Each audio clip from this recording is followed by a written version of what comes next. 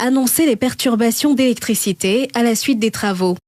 La compagnie ivoirienne d'électricité a été informée que d'importants travaux sur les installations de gaz naturel destinés à la production d'électricité se dérouleront du samedi 28 février au lundi 2 mars. Ces travaux sur ces installations de production de gaz entraîneront quelques perturbations de la fourniture de l'électricité dans quelques communes d'Abidjan et de l'intérieur du pays. Ces travaux prendront fin le 2 mars 2026 à 17 h. Selon le communiqué de la compagnie, les travaux devraient donc prendre fin le 2 mars. 2 semaines après, la situation ne semble pas encore résolue. Samuel Landry-Zinsou, vous êtes expert en énergie, en électricité et énergétique. Alors, le système électrique ivoirien aujourd'hui est-il en crise? Ou sommes-nous simplement face à ce que j'allais appeler un déséquilibre passager entre la production et la consommation? Merci Ali et Alassane. Alors, non, je ne dirais pas que le secteur énergétique ivoirien est en crise. Alors, pour vous expliquer un peu déjà ce qu'est le mix énergétique ivoirien, c'est un mix qui est composé de différents types de sources d'énergie. Alors nous avons nos centrales thermiques, donc principalement alimentées par nos capacités de production en gaz naturel liquéfié, qui aujourd'hui correspondent à peu près 2/3 de la capacité de production du pays. Ensuite, à côté de cela, nous avons nos capacités hydroélectriques, donc nos barrages hydroélectriques historiques, dont les 2 plus récents, ceux de Soubré de Gribo-Propoli. Et enfin, on a de nouvelles sources d'énergie alternative qui émergent, notamment le solaire, 3% aujourd'hui du mix à peu près, et bientôt de la biomasse aussi qui arrive très bientôt. Donc, bien entendu, ce qui se passe, c'est que la Côte d'Ivoire, c'est un pays qui a connu une forte croissance économique ces derniers temps. Et ce qui dit croissance économique, dit nouvelle industrie qui s'ajoute, tissu économique qui grandit. Et globalement, aujourd'hui, on estime que la demande, en fait, elle croît de 8 à 10% chaque année, à peu près. Donc, c'est tout à fait normal que dans tous les pays, les grands pays producteurs au monde, on a toujours, en fait, un écart entre vos capacités de production et vos capacités mobilisables à l'instant T.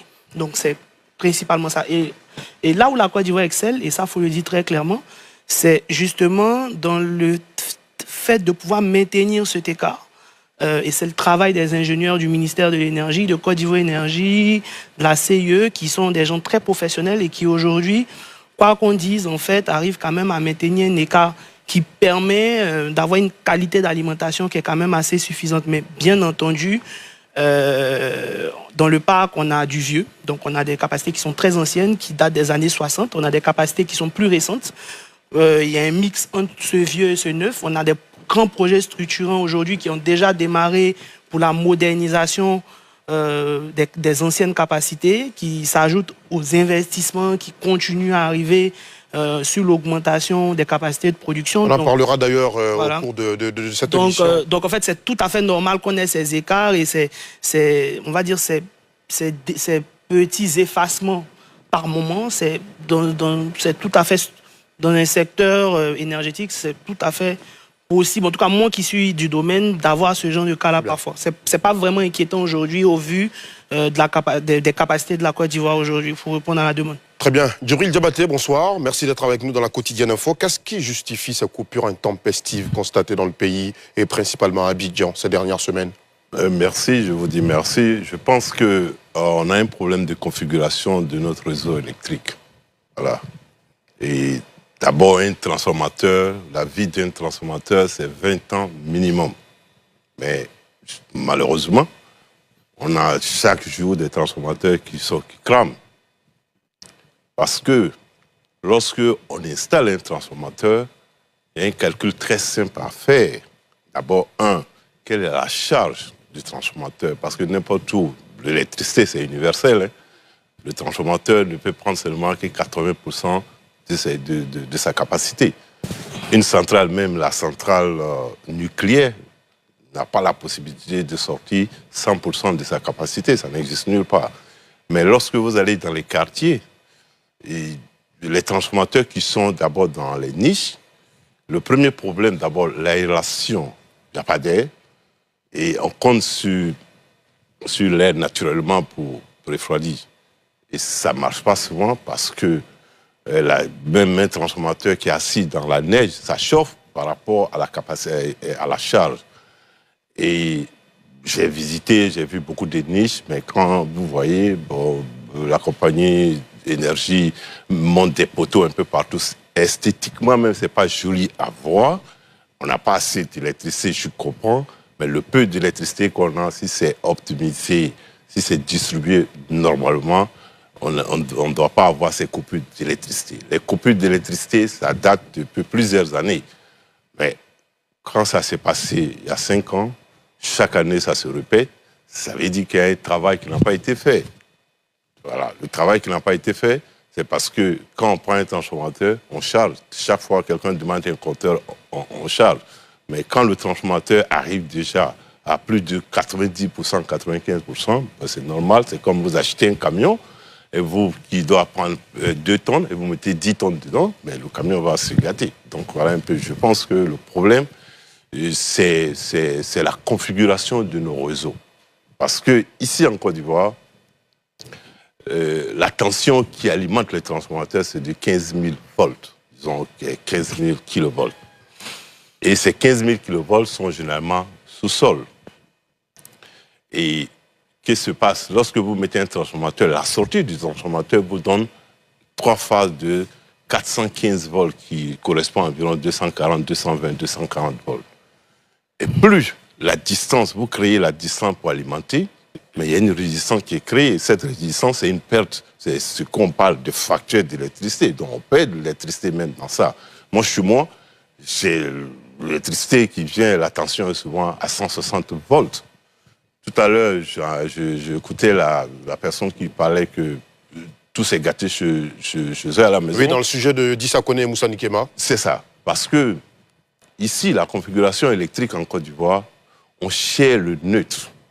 Alors, quand on cherche le neutre dans les maisons, en cas le neutre, il y a un problème de neutre, la tension dans chaque maison devient automatiquement de 415 volts. C'est normal que ça se gâte. Mais là, quand le courant est coupé et qu'on résume, le courant revient, l'handicap, c'est que nous n'avons pas de régulateur d'abord, de bloquer le courant d'abord, le stabiliser avant de donner. Dès que ça vient, ça conduit directement à la maison. C'est normal que ça se gâte. Ce régulateur qui doit l'installer. Ça c'est au niveau de la configuration électrique. Voilà, ça se passe partout. Ça se passe partout parce que, bon, par ma petite expérience, moi, je travaille sur plusieurs sites. En Europe, en Asie, et sur des grilles vraiment qui généraient pas mal de mégawatts. Mais la configuration, c'est-à-dire quand on voit la niche même, on sent qu'il y a quelque chose qui ne marche pas, on ajoute quelque chose. Vous allez voir 10 poteaux ensemble, 5 poteaux ensemble. C'est pas cool, ça veut dire qu'il y a un problème. Très bien. Voilà. Samuel Landry Zinsou ne serait pas de cet avis. Alors, je ne dirais pas que je ne suis pas de cet avis, mais il faut dissocier deux choses. Alors, il y a les problématiques d'effacement qui sont très sûrement dues à des déficits peut-être sur les capacités de production, et il y a les problématiques qui sont liées à la distribution et au transport. Alors, j'écoutais monsieur tout à l'heure qui disait qu'en Côte d'Ivoire, parce qu'il y a 2 niveaux de tension, donc il y a le niveau HTB. Donc la HTB, c'est ce qu'on appelle la très haute tension, donc c'est les plus grands poteaux électriques que vous pouvez voir sur le réseau. Aujourd'hui, historiquement, ces réseaux étaient faits en 90 kV. Donc on avait comme on a identifié justement des problématiques de perte, alors depuis quelques années, on est en train de monter les paliers de tension de ces réseaux-là à 225 kV. Donc c'est des investissements structurants qui sont en cours. Ensuite, sur la partie HTA, donc la partie HTA, c'est le niveau intermédiaire avant le niveau final qui arrive dans vos maisons, dans vos ménages. Aujourd'hui, en fait, si vous prenez le Grand Abidjan, la quasi-majorité du réseau est en 33 kV. Donc, il y a quand même des choses qui ont été faites qui font qu'aujourd'hui, on arrive quand même à mieux juguler ces problématiques de transport-distribution. Donc, par contre, après, sur la configuration du réseau, effectivement, il y a énormément de défis. Mais ces défis, en fait, si vous voulez, le secteur, en fait, c'est comme un orchestre. Donc, ce n'est pas les capacités, les infrastructures que vous avez qui définissent en fait la qualité de votre produit final, mais c'est plutôt comment vous mettez tout ça en musique. Donc, c'est très simple. Imaginez que aujourd'hui, on installe un poteau électrique. Donc, quand on installe, même pas un poteau électrique, un poste de transformation. Ce que Monsieur Diabaté, tout à l'heure, disait de façon abusive un peu une niche. Donc, un poste de transformation, donc il va servir à transformer l'énergie en 33 kV en 400, en 230 que vous avez chez vous à la maison. Sauf que, quand on dépose ce poste, on fait ce qu'on appelle des prévisions d'électricité, de capacité dans la zone. Donc, on sait que, par exemple, le poste, il peut délivrer, je dis n'importe quoi, 400 kVA. Donc, on le fait, mais la problématique maintenant, c'est que comme l'urbanisation arrive, chacun vient, les maisons s'ajoutent, et problématique, on peut rester dans le même palier de 400 kVA, mais il y a une autre notion dans l'électricité qui est la notion de chute de tension.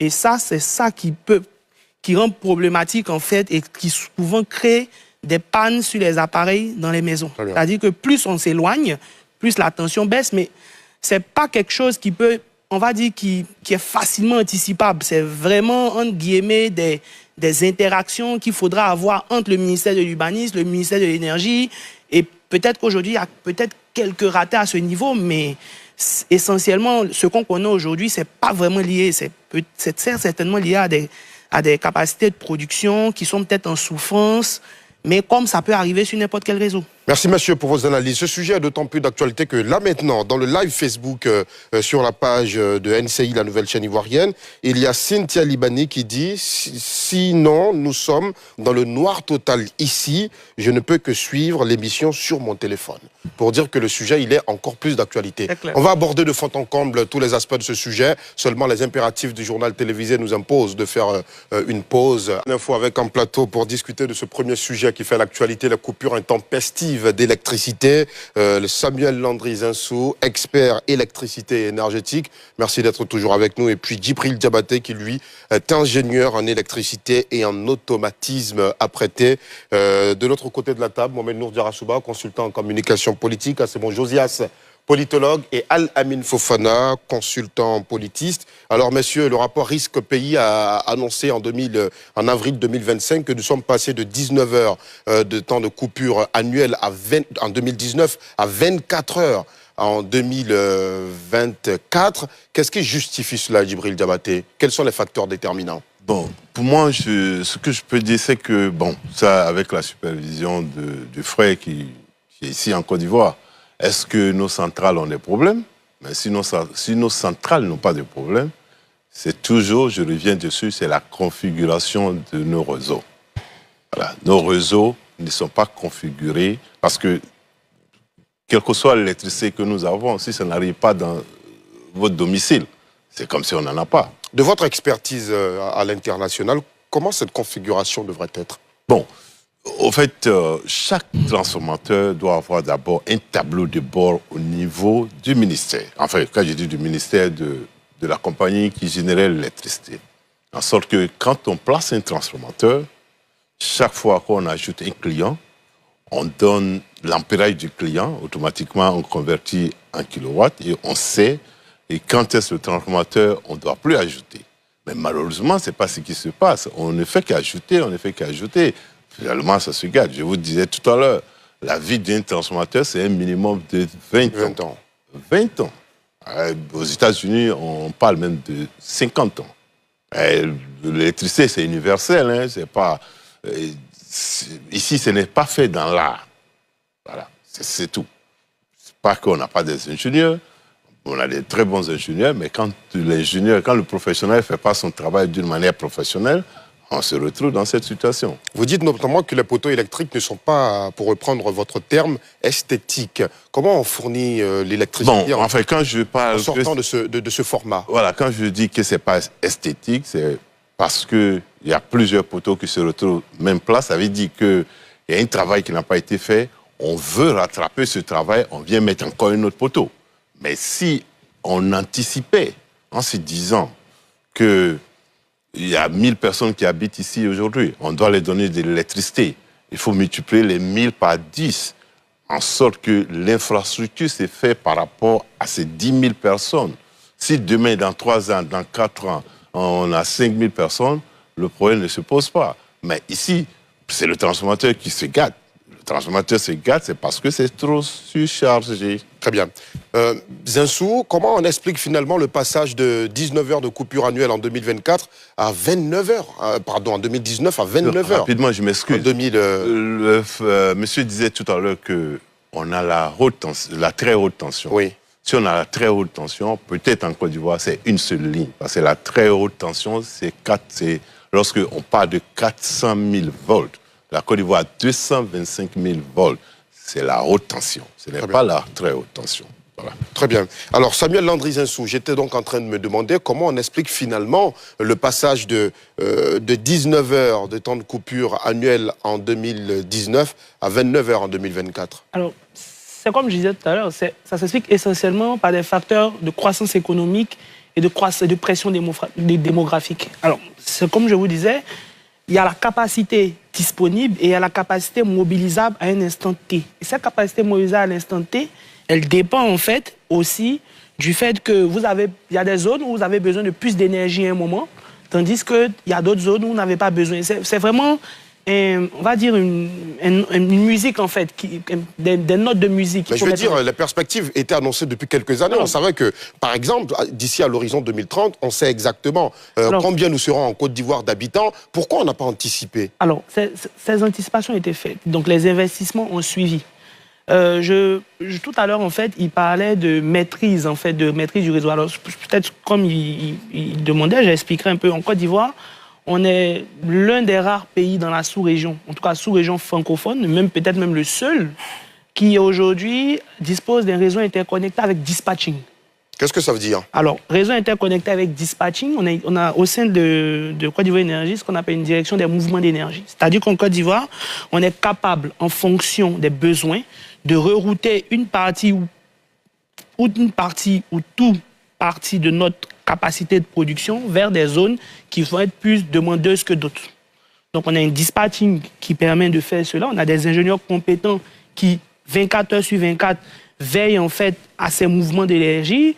Et effectivement, ces coupures, en fait, il ne faut pas les lire en fait comme un problème structurel. Il faut plutôt les lire comme un réseau, un facteur de gestion. C'est-à-dire que c'est parce qu'on gère et que justement on veut protéger par moment nos capacités de production que parfois on fait des choix d'effacer une partie de la demande pour pouvoir protéger les investissements qu'on a eu à faire à coups de milliards.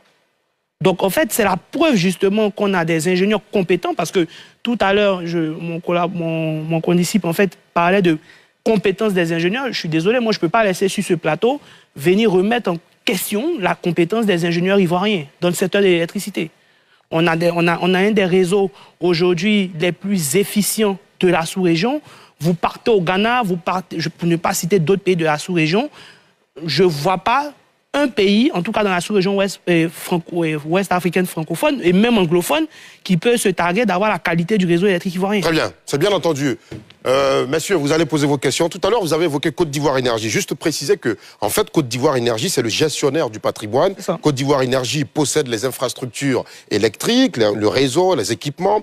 Côte d'Ivoire Énergie planifie les investissements. C'est aussi Côte d'Ivoire Énergie qui gère le flux financier donc du secteur et puis supervise les grands travaux. C'est donc le propriétaire et le stratège technique Côte d'Ivoire Énergie. Messieurs, vous avez maintenant la parole. On commence par vous. Alamine Fofana. Oui, j'ai un problème avec le discours de M. Zinsou parce que lorsque les Ivoiriens décident de mettre le choix sur des décideurs publics, ce n'est pas par rapport aux Ghanéens ni aux Maliens. C'est-à-dire, naturellement, dans un exercice d'objectivité en matière de neutralité, on est conscient des défis, mais ils ont en même temps l'aspiration légitime de prétendre à un mieux-être.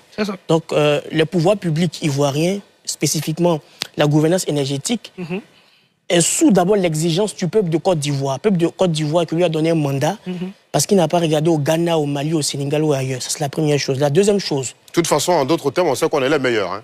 Autre chose, c'est-à-dire, il faut nous faire des précisions. Par exemple, en 2023, on a eu une augmentation de l'électricité pour le compteur de plus de 15 ampères, de 9,5%. Le 1er janvier 2024, on a eu une augmentation de 10% de l'électricité de manière générale. Parce qu'on fait le cumul, quelqu'un qui avait une facture de 20 000, il peut se retrouver facilement à 24 000 ou 25 000. Ouais, plus même. Dans le même temps, on se rend compte que 2021, découverte du gisement baleine, on nous parle des milliards de barils. récemment, en 2026, le gisement Kalao, on nous parle de milliards de barils. Et cette même Côte d'Ivoire qui augmente l'électricité en 2023 et 2024 de manière cumulée à 25%, exporte de l'énergie à hauteur de 977 gigawattheures à des pays qui nous entourent. C'est qui fait environ 7,3% de notre production locale. Donc qui est fou finalement? Est-ce que ce sont les Ivoiriens qui sont fous? Ou bien c'est la gouvernance énergétique en Côte d'Ivoire qui est folle? Ou bien on n'est pas assez intelligent pour comprendre? Parce qu'ils n'arrivent pas à comprendre. Et vous avez dit quelque chose d'assez interpellateur, c'est-à-dire vous dites, c'est parce que justement on est en train de protéger des investissements à hauteur de milliards qu'on décide de sacrifier. Bon, voilà, donc on ne peut pas hypothéquer. Il y a eu le bonheur des gens, ils sont dans le noir. Ça ne date pas d'aujourd'hui. Hein. À Niamey, partout en Côte d'Ivoire, il fait chaud. C'est-à-dire il fait chaud, on coupe courant, les factures d'électricité augmentent. Souvent même là, tu ne comprends rien, tu dois payer, il n'y a pas de justification, mais le strict nécessaire, c'est d'abord en plus avoir de l'énergie. Donc pour moi, je voulais comprendre, par rapport à l'orchestre dont vous parlez, qui est similaire à la musique, qui joue mal la note? C'est quelle note qui manque finalement? Très bien. Alors Zinsou, avant que vous nous répondiez à cette question, deux petites précisions. La découverte de baleines ne signifie pas tout de suite la production. La production et l'utilisation. Ça, c'est le plateau nous a dit ici qu'il nous faut 5 ans. Il nous faut 5 ans pour avoir les bénéfices. Très bien. Donc 2021, 2026, ça fait 5 ans. Je faisais ces deux précisions. Ça, c'est la première précision. La deuxième précision, c'est que, à l'issue du Conseil des ministres du 4 mars 2026, le porte-parole du gouvernement, qui est le ministre Amadou Koulibaly, a annoncé que les perturbations observées en période de forte chaleur ne sont pas liées à un déficit de production d'électricité et que la Côte d'Ivoire dispose actuellement d'une capacité de production suffisante pour couvrir ses besoins. Je vous laisse répondre à la question d'Alamine. Alors, vous avez dit beaucoup de choses. Alors, pour commencer, donc, première chose, donc, concernant la découverte des différents gisements baleines, c'est comme disait tout à l'heure M. Alassane, découvrir un gisement ne veut pas dire directement qu'on rentre en exploitation de ce gisement, donc on peut bénéficier des fruits de ce gisement. Il faut au moins combien d'années? Alors, 5 ans au mieux, mais vous savez, un projet, c'est aussi beaucoup d'aléas. Vous voyez, l'exemple palpable, c'est le projet du métro d'Abidjan. Vous avez vu combien d'aléas. Aujourd'hui, on parle d'une mise en service probable à l'horizon 2027-2028. On n'est pas vous couper. On a reçu une espèce sur le plateau qui nous a dit qu'il faut au moins 5 ans. Donc 2021-2026, ça fait 5 ans. Mieux, il nous a dit, comme vous le dites, que la Côte d'Ivoire a pu avoir la clé géologique. Donc la capacité de pouvoir percer véritablement au bon endroit et au bon moment. Donc on se demande après ça. Oui, mais après, en fait, ce que vous devez comprendre, c'est que ce que vous allez extraire de baleine, c'est une partie, c'est le combustible. C'est pas directement, ça ne signifie pas. Aujourd'hui, ce qui nous manque, c'est le gaz. Ce qui nous manque, c'est pas le combustible. Aujourd'hui, on n'a pas de problème de combustible sur le secteur. C'est pas ça le problème. Alors, ce que j'expliquais, si vous parlez de coupure aujourd'hui, il faut quand même avoir une certaine honnêteté. On est en période de forte chaleur, donc on a des problématiques aujourd'hui de coupure intensive dans certaines zones. Dites-moi, si vous faites le parallèle à l'année entière en Côte d'Ivoire, est-ce que vous pouvez dire, sur mes 12 mois en Côte d'Ivoire, j'ai des coupures intempestives tous les mois? Tous les mois? Oui, de façon honnête.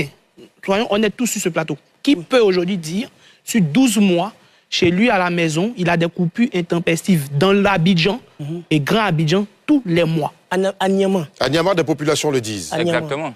Par exemple. Vous avez des populations qui disent tous les mois qu'elles ont des coupures intempestives. J'aimerais bien le vérifier. Parce que ce qu'il faut faire attention à deux choses. Il faut faire attention à des coupures qui peuvent être dues à nos capacités de production. Donc au fait, comme je disais, qu'on peut décider d'effacer ou pas certains demandeurs, et des coupures qui peuvent être dues aussi à des activités de maintenance, d'entretien et d'extension sur le réseau. Alors, ce qu'il faut comprendre, c'est que plus vous allez vous rapprocher de la sortie du Grand Abidjan, plus vous allez dans des zones qui vont être plus sujets à des travaux, soit d'extension, de raccordement, ce genre de choses. Et ces travaux-là, la plupart du temps, génèrent des coupures.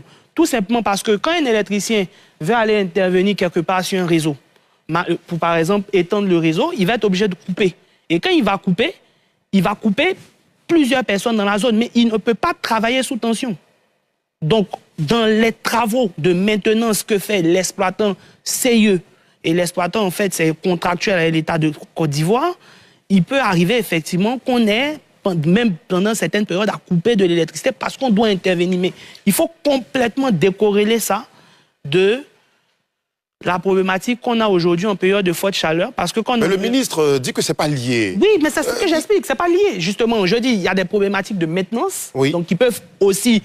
En fait, à la fin, pour l'utilisateur final, c'est la même chose. On lui coupe l'électricité. Oui, mais actuellement, ce n'est pas des problématiques de maintenance. C'est ce que vous nous dites. Oui, là, actuellement, il y a des problématiques de maintenance aussi, parce que, justement, quand on est en période de forte chaleur, les infrastructures, à la fois de production, de transport et de distribution, sont de plus en plus sollicitées. Pourquoi? Parce que quand vous êtes en période de forte chaleur, la consommation... Non, j'explique. La consommation globale de vos demandeurs, elle augmente. Si, ça c'est clair. Parce que quand vous êtes au milieu de forte chaleur, votre climatiseur, vous l'allumez la journée, vous le mettez à fond parce que vous avez chaud, etc., etc. On ne respecte pas suffisamment les éco-gestes. Donc, c'est un peu tout ça qui fait qu'effectivement, on peut se retrouver par moment avec des pics. Et c'est vraiment des pics. En fait, ce qu'il faut comprendre, c'est qu'une courbe énergétique, en fait, c'est souvent une droite. Et par moment, on a des pics. Donc, effectivement, le réseau doit être capable d'absorber ces pics. Mais ça peut arriver par moment qu'on n'arrive pas à absorber ce pic-là. Mais c'est vraiment un problème de pic. Et ça, tous les exploitants réseau dans le monde, même dans des pays plus développés, ont ces problématiques. Très bien. Très bien. On va permettre aux autres chroniqueurs de poser leurs questions. D'abord, vous, Mohamed Nour Diarrassouba. Messieurs, soyons concis, on n'a plus beaucoup de minutes sur ce sujet. Absolument. Moi, je ne souhaiterais pas qu'on fasse le procès de la CEO du ministère à travers vous. Je ne pense pas que vous soyez un de leurs représentants. Je voudrais plutôt qu'on se projette dans la solution, et je pense notamment à une alternative qui est celle du solaire. C'est ça. Aujourd'hui, il faut faire un constat. Je sais que le Premier ministre à l'époque, Kablan Duncan, avait dit que l'objectif de la Côte d'Ivoire d'ici 2020, c'était d'atteindre les 4000 mégawatts en termes de production. Aujourd'hui, en 2026, nous en sommes qu'à 3000 sur l'objectif de 2020.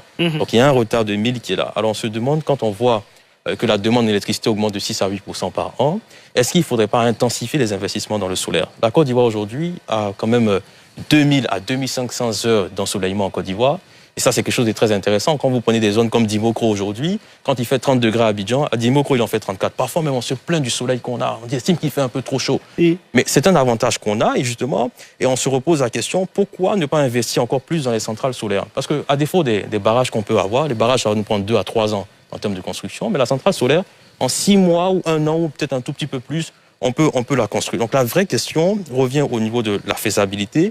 Le coût, je sais qu'on est entre 300 et 500 millions par mégawatt qui doit être fait. Quand on prend Bundiali qui a construit une centrale de 38 mégawatts, on est autour de 40 milliards. Le calcul est vite fait. Sur les 5 prochaines années, il faut environ 300 à 500 milliards d'investissements. Pourquoi je pose la question dans ce sens-là, c'est que récemment, on a vu le Conseil Café Cacao qui a quand même décaissé 500 milliards pour les agriculteurs. Donc, quand on est face à des situations d'urgence, on a la capacité de décaisser des sous. Donc, si on veut suivre l'exemple du Maroc ou du Sénégal, qui aujourd'hui a 20% de sa capacité mixte qui est solaire, pourquoi est-ce qu'il ne faudrait pas intensifier les investissements justement dans le solaire, comme on a avec Ferke Solar, comme on a avec Bundiali, pour le faire dans chaque région, permettre justement à chaque région d'être autonome. Plus on a d'électricité, plus on développe et plus on crée d'emplois. Parce que les usines, justement, transforment avec l'électricité. On le fait. Alors, je n'ai pas dit qu'on ne le fait pas. Non, j'explique. On le fait intensivement. En fait, aujourd'hui, ce qu'il faut dire, la Côte d'Ivoire a sur la table en fait un certain nombre de protocoles d'accord avec des producteurs d'énergie indépendants. Et des projets qui démarrent un peu plus. Donc aujourd'hui, on a le projet PF et Ferke Solar, par exemple, qui vient de s'achever avec PFO. On a un projet sur Bondoukou avec Amea. On a beaucoup de développeurs aujourd'hui qui vont bientôt faire sortir pas mal de projets. Mais ce qu'il faut dire, c'est que la Côte d'Ivoire, en plus de ça, ça compte s'appuyer dans cette amélioration de la performance énergétique de la Côte d'Ivoire sur le secteur privé. Alors, comment ? Tout simplement, il y a beaucoup de mesures qui ont été mises en place. Il y a des mesures notamment sur l'efficacité énergétique. Donc aujourd'hui, en Côte d'Ivoire, l'audit énergétique est obligatoire pour une certaine catégorie d'industriels et d'entreprises dans le domaine du tertiaire. Ces audits énergétiques obligatoires donnent en plus l'obligation à ces personnes de mettre en œuvre toutes les pistes d'optimisation de leur performance énergétique qui ont un temps de retour sur investissement inférieur à 5 ans. On a aujourd'hui une exonération complète de droits de douane, de TVA, sur l'importation d'équipements solaires photovoltaïques. Même pour les particuliers? Alors, j'explique. On ne peut pas... un particulier n'a pas la capacité d'importer. Ce n'est pas aussi simple. Alors, ce qui se fait aujourd'hui, c'est que vous vous adressez à une entreprise habilitée dans le secteur. Cette entreprise, aujourd'hui, quand elle importe son matériel, elle va bénéficier de ces exonérations. Très bien. Oui. Donc, aujourd'hui, il y a beaucoup de choses qui ont été mises en place. Donc, on compte aussi sur les capacités qui vont être portées par le privé notamment dans ce qu'on appelle l'autoproduction, c'est-à-dire la capacité qu'un opérateur privé a construit une centrale solaire sur son usine, sur son bâtiment. Et en fait, c'est autant d'énergie qui ne va plus être demandée au réseau. Très bien, c'est bien entendu. C'est moi Josias, avant de passer la parole à Djibril Diabaté. Moi, j'ai une série de questions très courtes que j'aimerais vous soumettre. D'abord, dans votre explication... Ils sont deux invités sur le plateau. Ce sont deux experts qui partagent... Vous appelez trop, mon très cher ami Samuel Landry Zinsou, qui d'ailleurs, je rappelle, ne parle pas au nom du gouvernement. C'est un expert indépendant qui a accepté d'être sur notre plateau. Allez-y. J'aimerais savoir d'abord, parce que vous avez donné beaucoup d'explications, mais on n'a pas encore, sauf erreur de ma part, compris c'est quoi le réel problème. Parce que vous avez signifié ici que le problème n'est pas au niveau du combustible, qu'on a un problème au niveau de la montée de la chaleur. Du coup, j'aimerais savoir c'est quoi le réel problème qu'on a aujourd'hui. Pourquoi on coupe le courant dans certaines zones? D'abord.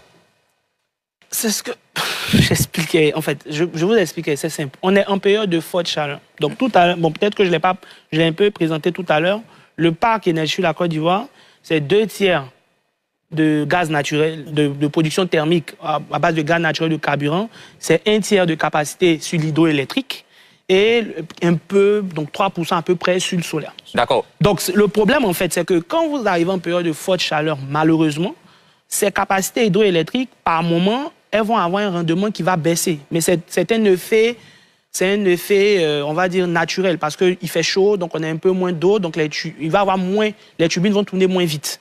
Donc, effectivement, ça peut créer une certaine pression sur la partie production. Très bien. D'accord. Alors, on est tous conscients, parce que c'est un constat qu'on fait, c'est pas en 2026 qu'on l'a remarqué. Alors, je me demande, étant donné que l'être humain, face à certaines difficultés, innove, propose des solutions, est-ce qu'il y a une solution qui a été proposée relativement à cela? Oui, aujourd'hui... Et pourquoi est-ce qu'elle n'est pas appliquée jusque-là? Alors, elle est en train d'être appliquée, parce que si vous faites l'amalgame avec, par exemple, les mêmes choses en 2011 ou 2010, vous verrez quand même qu'on est passé, en 2011, on est à 49 heures de moyenne à l'année.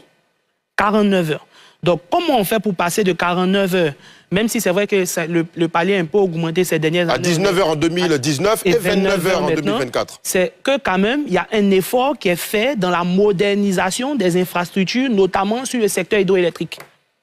C'est vrai qu'on dit que les infrastructures aussi sont vétustes. En fait, ce qui nous a permis aussi de passer de 49 heures à 19 heures et peut-être un peu maintenant à 29 heures, c'est le fait aussi il y a des investissements majeurs qui sont en cours.